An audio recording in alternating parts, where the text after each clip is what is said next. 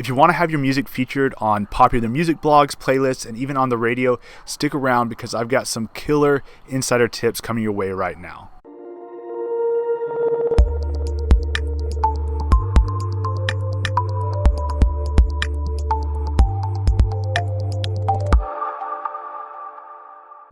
What's up guys, Justin here, and I've got some fantastic insider tips coming your way to help you get your music featured on popular music blogs, playlists, on the radio, and pretty much anywhere you want to be. So I recently had the honor of hosting a live webinar where I was joined by a special guest, Jason Grishkoff, the founder of SubmitHub. Now, if you're not familiar with SubmitHub, it's time to change that because it's a fantastic platform that helps connect independent artists with bloggers, influencers, Spotify playlisters, YouTubers, even labels and radio stations. And the webinar that we did the other day ran about an hour and a half, and it was full of incredibly valuable information, which I'm going to share with you right now in a series of short videos. I've edited the webinar down to the most helpful and most important information and broken it up into 4 videos so it's a bit easier to digest. You can small chunk it, watch one video at a time or all 4 at once, but just be sure that you go through them in order because otherwise you're going to miss out on some pretty important stuff. Just to give you an idea of what to expect, here are the topics of the 4 videos. In this first video, the one you're watching right now, Jason explains the most effective way to use SubmitHub to submit your music to bloggers. This is really insightful for you as a musician because not only is Jason the developer of the platform, so he can explain which features you should use and which options you should use, but he's also a music blogger himself, and he's been doing that since 2008, so he shares some very valuable insights into the perspective of the bloggers that you'll be submitting your music to.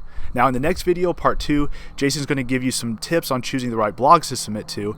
In the third video, you'll find out how to get featured on real Spotify playlists that actually result in real streams and real followers. And then in the fourth and final video of the series, you'll get to see a cool new feature of SubmitHub that'll help you get some free exposure. So if you're on a tight budget, maybe you don't have a lot of money to spend on promoting your music, this new feature is going to be right up your alley. But again, you want to be sure to watch the videos in order, otherwise you might miss out on some really important stuff and things might not make sense if you skip around. Remember, this was originally one long session, so each video will flow into the next. So first things first, Jason's going to explain how you can submit your music to bloggers using SubmitHub. Now let's go ahead and dive right in. Cool. So I think let's go ahead and we're going to do a submission on here, going through the whole thing from start to finish. So I'm currently logged in with my own SubmitHub account, but this is the page that people would see if they land on SubmitHub. So it's got a little bit of introduction about who we can connect you with, why we exist. It's also got some up-to-date statistics about how many songs have been shared, how many have been submitted, that type of stuff. Artists who've used SubmitHub quite a bit. These guys, a lot of people will probably recognize the Chainsmokers. They're actually a really cool example to give because the Chainsmokers got their start through music blogging in 2008, 2009, 2010. And they're such, like, I don't like their music, but they're really humble dudes. They actually still do all their own PR and they still email all of the blogs. And now they've actually started using SubmitHub to get in touch with all the blogs. And it's actually them doing it. And I don't know if they're like, I just picture them on a bus trying to kill time, being like, wow, we got, let's just submit to some blogs and see what happens. And whenever they do, they hit the top of the chart. So the place you want to start if you're an artist on SubmitHub is submitting a song. So you go on the top left, you hit that, and you're going to upload a new song. Went really quickly there. SubmitHub supports a number of different formats, but what happens for the bloggers on their side is that they all get it in a very consistent, easy to listen thing. So we're going to start. I found this really cool indie band called Tame Impale. And we're going to share one of their songs to some of the curators on SubmitHub. So first thing we do is we paste in our link. You can use YouTube, SoundCloud, Spotify. In fact, I would always recommend using SoundCloud because what's cool about SoundCloud's API and the way that SubmitHub connects the dots and everything, all of the plays that happen on SubmitHub also count as a play on SoundCloud. So that's kind of cool. It doesn't work with YouTube because of their anti-spam things. Like they don't count plays that come through their API.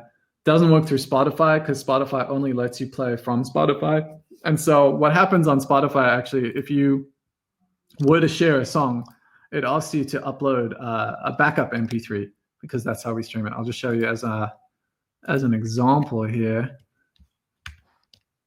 here's a Spotify song I'm pasting, and it says you have to upload an MP3. And so what's going on there is that Spotify doesn't let us play this song on SubmitHub, so we need an MP3 so that we can trick the bloggers into thinking that they're listening to a Spotify song, but they're actually listening to an MP3.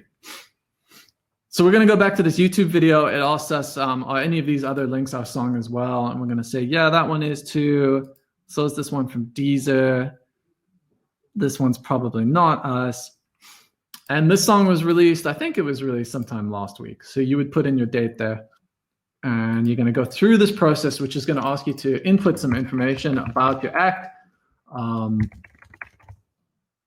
If you're doing a remix or a mashup, there's some options here for you to specify that. And it will actually, Jason remix or covered by Jason. It shows you the title in real time here. So you can actually see what it's going to look like to the bloggers. But that one's not a remix. So we're going to go ahead and skip this. Found a bug in my code. Next thing it asks you for is similar artists, which is something a lot of people struggle with. And I know this is difficult for people, but it can be useful. It's a good exercise. For me, it's so intuitive. As a blogger, when I'm covering an artist, I always think about who the similar artists are. And I've actually noticed working with artists, this is really difficult. I imagine a lot of you guys find this difficult too. Like, who do I sound like? All the time. Like, that's a question I always ask artists I'm working with. Or can you describe, like, give me a few artists that you would describe as your music being similar to? And like 99% of the time, it's like, well, mine's completely unique. There's nobody else out there. So yeah, it's very difficult for a lot of people to do. But you're probably not unique. That's one thing. I think it's a healthy exercise to do. I know it throws a lot of people off when they're submitting. Like, boom, here's the big question, and you're going, "Wow, I wasn't ready for that question." But from a blogger's perspective, it's useful to kind of have that anchor. If you tell me, "Oh, cool, our band is named Tame Impala. We kind of sound like Temples." Who else? I guess Tame Impala is pretty unique. Anyway, but if they list out those similar bands, then I have something to anchor to as a blogger, and I kind of know going into the song what to look out for and what sound to anticipate and what I should be ready. So it's a good thing for you to know. But as it says, it's optional. You can actually leave it blank if you want, if this is really gonna just spin your head around. Similarly, link to album or EP. This is if there's a full album you want to do. SubmitHub only does singles right now, and it's been that way for about 4 years. I think eventually we will support albums, but for the time being, it's just single-centric. That tends to be what playlisters and bloggers are focused on. And an album in 2020 is a much more invested listening experience, and I don't think a lot of people have the attention span for that necessarily. So we're singles only, but this is a good chance for you to link to further listening. And then here's a little song bio, which you can edit later on in the process as well, if this is too much information as well. But you can give them a little snippet about your band, and we're from Australia. So cool. We hit next. It asks you to confirm if this is your artist profile or not. That's our final step. And our song is done. So now we're at phase one of actually submitting our song. And this is where things start to get interesting. So on SubmitHub, there are two types of credits you can use, premium and standard. And I know a lot of new artists don't have money to spend and don't want to. And that's why the standards are there. And believe it or not, they work. It just takes a lot of persistence. So with the standard credits, what you get is 2 credits every 4 hours, and they don't go higher than 2. So you have to use them to get more. So, wow, I see all these questions rolling in. You're keeping track of these, right? Yeah. We can come back to it. So here's a couple of questions real quick if you want to take a second to one would be, are there any limitations to genres? So I see one question in particular, can I send EDM music? I would imagine that this would work for pretty much any genre. Yeah, let's dive into genres in depth in 5 minutes, but definitely works for EDM. There's 140 different genres on SubmitHub, and it's gonna grow again sometime soon. It just keeps growing and growing and growing. And what would you say in regards to cover songs? I have a question about submitting a cover song. Do you recommend that people, is that something that artists like bloggers would write about, or? Totally. Covers are cool. I mean, sitting at the top at Indie Shuffle right now is an Alt J cover of Bill Withers. I mean, we just pulled that from way back in our archives, but it seemed relevant, and I guess I bring that up as a point because cover songs can be great, and sometimes an artist can bring a whole new dimension to an original song, and it can sound better than the original. So the one caveat I'll give you with covers and remixes is that in this day and age, you tend to need to get some sort of approval from a licensing or copyright perspective. If you don't get those permissions, you might run into some issues from curators who are nervous about covering that type of stuff. Yeah. Al Pacino's asking about the dancehall reggae genre. Bit more of a niche. I actually have almost no experience with that, but we do have both dancehall and reggae as genres on SubmitHub. So I think you can find that kind of information. Ivan wants me to just show him how to set up a cover one. Would the process be much different for that? No, let's just go and pretend. I'm just going to show this so you guys can still see my screen, right? So I'm just zipping through this phase one here, but okay, we're at the cover. So what I ask people to do with covers is put in the original artist, right? And then click this cover song one here. It says, is this a cover song? And when you click that button, I'll show you again. Click it, and this new one pops up here where you can. This is where you would put the cover. So you know, if Tame Impala is doing the cover, there you go. You just put in Tame Impala, right? And so now it's going to say, it tells me right here, you know, we've got Elvis, song title, cover by Tame Impala. When a blogger gets this, it's going to be obvious to them that this is, you know, a cover of Elvis. And when you go through to this next stage, it actually asks you to link up to both artists. So we're going to say, okay, you know, Elvis from the USA, and we got Tame Impala from Australia, which was our previous one. And I hit finish upload, and it says, which artist do you represent? And we're Tame Impala, of course. So there you go. We got it through. Ooh, it's two good questions here from Alon and Maria asking about how much credits cost and why the premium ones are actually get a higher approval rate. So I think, unless you got any other questions, we can dive into I think that would be a good place to, that's kind of where we left off. Cool. So there are two types of credits on SubmitHub. The standard ones are completely free. You get 2 credits every 4 hours. You got to spend them to get 2 more. So they refresh automatically, but you'll never have more than 2. And the thing with the standard ones is that there's no guarantee of getting feedback or a response. That brings us to premium credits. And you can sort of think of these. I mean, this is why SubmitHub actually took off and became successful, was premium credits. It was the first time that the curators who, you know, work day jobs, get home, and then they've got this sort of hobby or passion that's taking up many hours every night. It was the first time they actually started to earn some money from the process. So that's the cog in the wheel that really makes SubmitHub work. So with premium credits as a submitter, you're getting a few things guaranteed. Guaranteed response within 48 hours. You're going to listen, or they're going to have to listen to your song for at least 20 seconds. And 20 seconds might not seem like a lot of time, but 2 points to make there. Often, you know whether you like a song or not within the first 5 seconds, right? And I'm sure many of you guys have experienced that as well. By 20 seconds, you definitely know if you want to listen to the next 20 seconds or not. But the other thing to note here, actually, you can just see this data. It's all public. SubmitHub.com/listens has a list of all the blogs and how long they listened for. SubmitHub.com/listens. And what you'll see is that on average, they actually listen to close to 2 minutes. So 20 seconds is a minimum. And if your song gets declined after 20 seconds by a bunch of bloggers, there's probably something seriously wrong with it. But that brings me to the third thing that premium credits get you, which is feedback. And this is, depending on which way you look at it, it's one of the most useful parts of SubmitHub and also one of the most frustrating parts of SubmitHub, because the feedback you get is from real people. Most of them aren't musicians and they don't have industry experience. They just are really good at listening. So the feedback is at least 10 words explaining why they're not going to cover your song. So I forget who exactly it was who asked, but someone pointed out that on the standard credits, you can see here there's an approval rate of roughly 4%, and on premium, there's an approval rate of 11%. So a couple things to consider here.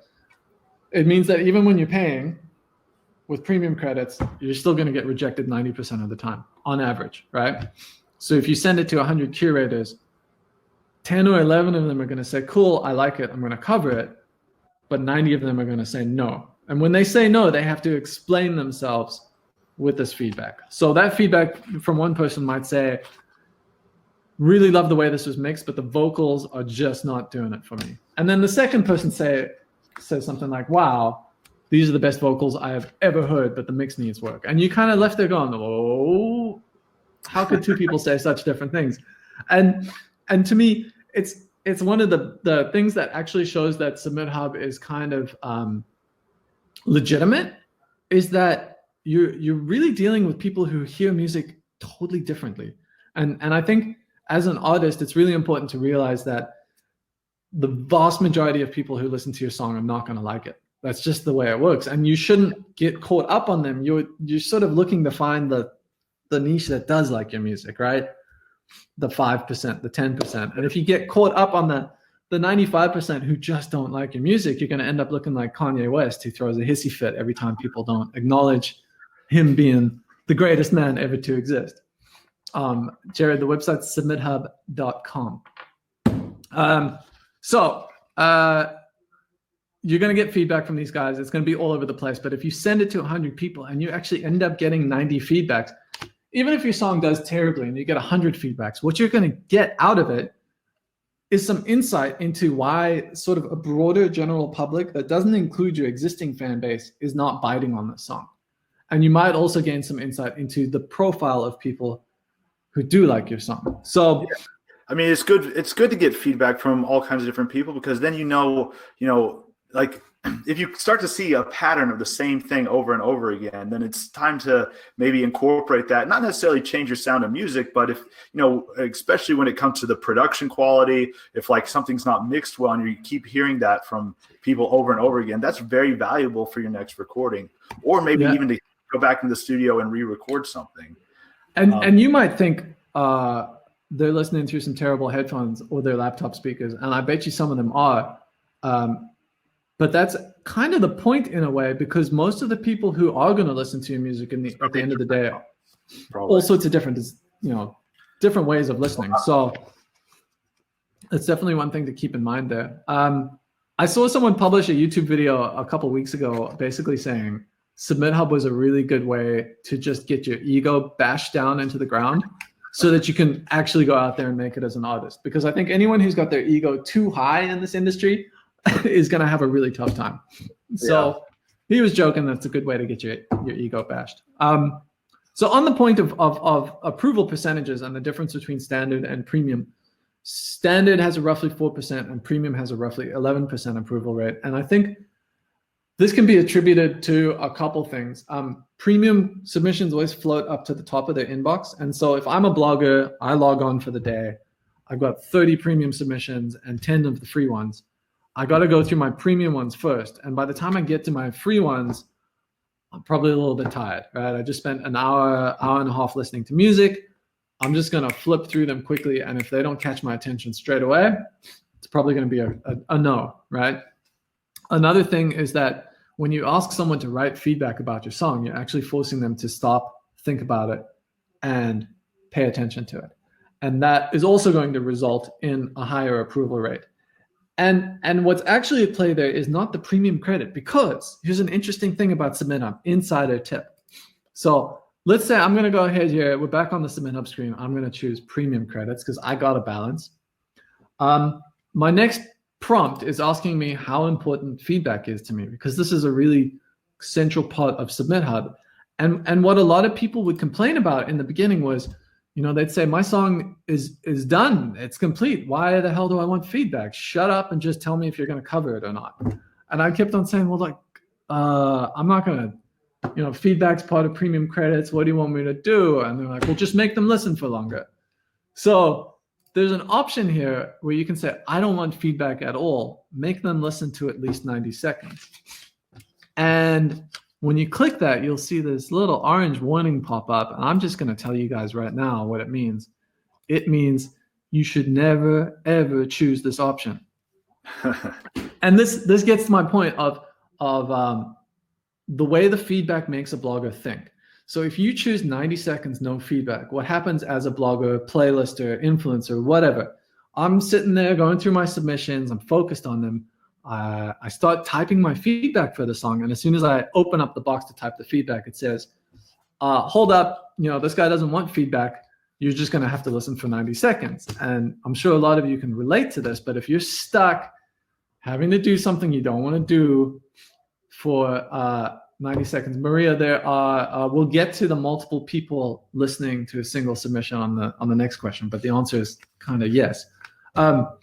So if I'm stuck on a 90-second submission, the first thing I do is I fire up another tab and I go check Reddit or check the news, whatever. I get distracted and I stop paying attention to your music. And what I've actually found is that even though it's still a premium credit, the approval rate for the 90-second ones is only about 5%. It's almost the same as the free ones. And it's because by disengaging the blogger or playlister and saying, hey, you don't have to think about this song, just tell me yes or no, you're suddenly losing their attention and they're probably just going to decline it. So moral of the story is, I think it's the feedback that really forces these guys to think about it and drives that approval rate up. So I think that's the biggest advantage of using premium credits. Absolutely. I mean, that's the real value in it. You're getting real people that have at least some degree of a platform. Some of these bloggers might have a lot bigger following than others, but you're actually getting people that have a platform to legitimately listen to your music. And you know what? If 95% of them reject it or they don't like it, that's no big deal. But if you find that 5% that do like it, that they're going to go and evangelize you to their audience. They're going to go and write about you and tell their followers to go listen to you. That's the hope, right? I think that's why a lot of people are using it. And I guess what I'm saying is that it's best to not get caught up on that, because the reality of SubmitHub is it's sort of similar to that Spotify thing. There's 50,000 songs a day going on to Spotify.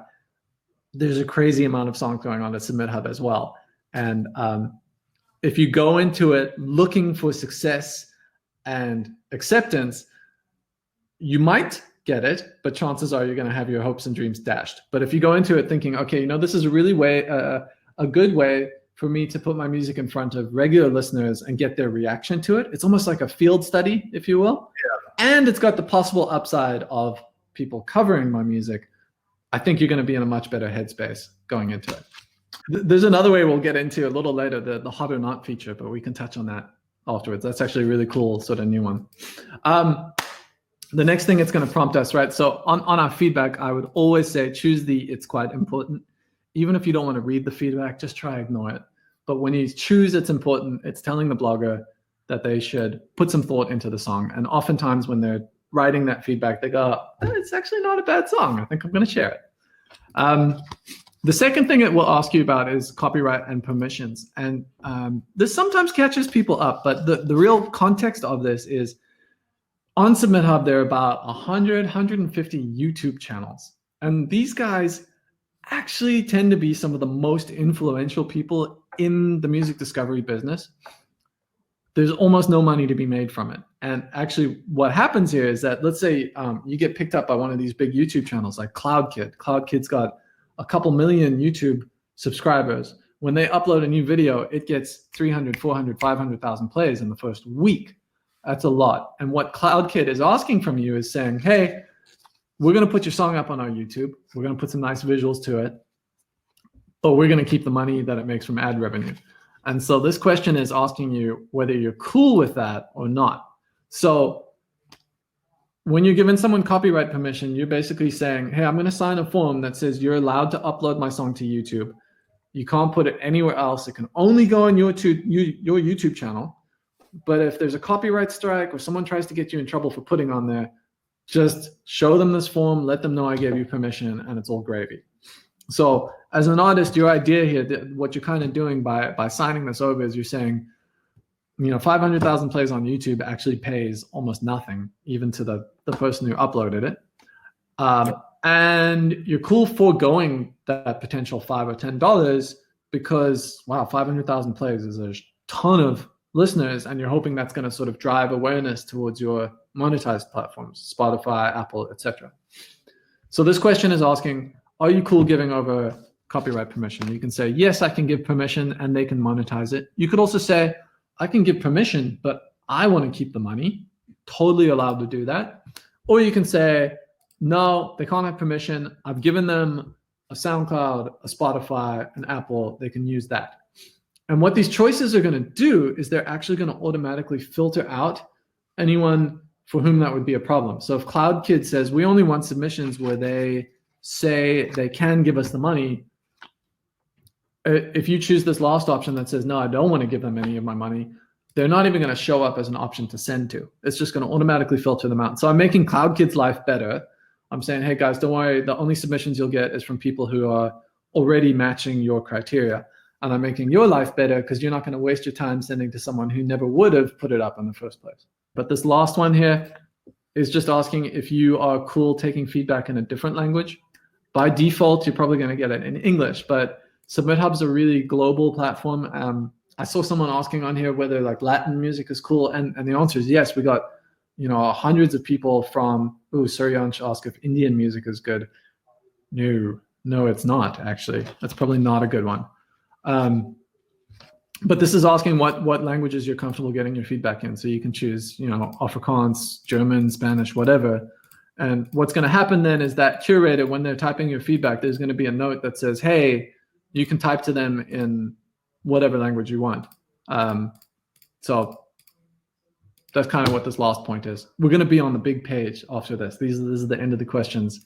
All right, so hopefully you're finding this stuff helpful. If so, please be sure to like, comment, and share. Subscribe to the channel if you haven't already, and be sure to watch the next video where Jason will explain how to choose the right blogs to submit to so you can increase your chances of getting your music picked up for a review. You definitely don't want to miss part 2, so I'll see you there.